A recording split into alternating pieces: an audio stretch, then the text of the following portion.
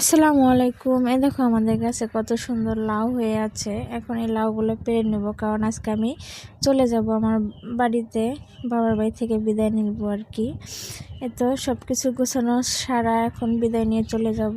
মাকে বিদায় দিলাম, খুব খারাপ লাগছে। মাকে মনে হচ্ছে জড়িয়ে ধরে অনেকক্ষণ দাঁড়িয়ে থাকে, কিন্তু বাসের সময় হয়ে গেছে, সেজন্য আমরা এখন চলে যাব। আমার মেয়েকে আদর করে দিল নানু।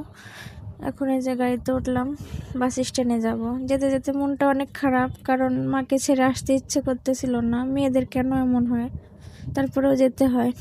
এই যে বাস স্ট্যান্ডে চলে এসেছি, আমাদের বাসটা এসে পড়েছে।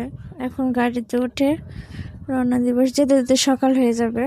বাসায় এসে দেখি আর কি অবস্থা, ঘর বাড়ির নোংরা, এগুলো এখন পরিষ্কার করতে করতে আমার সারাদিন চলে যাবে। তার মধ্যে আমার মা আমাকে কি কি দিয়ে দিল একটু তোমাদের সাথে শেয়ার করি। আমার মা যদি পারতো পুরো বাড়িটাই উঠিয়ে দিত, কিন্তু তা তো আর সম্ভব না, কারণ অনেক দূরের পথ, নিয়ে আসতে অনেক কষ্ট হয়। আমার হাজব্যান্ডের অনেক কষ্ট হয়ে যায়। যাওয়ার সময় নিয়ে যাই শুধু কাপড়ের ব্যাগ, আসার সময় 2-3টা বস্তা হয়ে যায়, সেগুলো আনতে অনেক কষ্ট হয়ে যায়। এদের সব কিছু দিয়েছে। অন্য একটা ভিডিওতে তোমাদের বলবো নি কী কী দিয়েছে। এখন তো ভিডিওটা অনেক লং হয়ে যাচ্ছে। সব কাজটা সেরে যে এখন এসে একটু বসলাম। তো সবাই ভালো থেকো।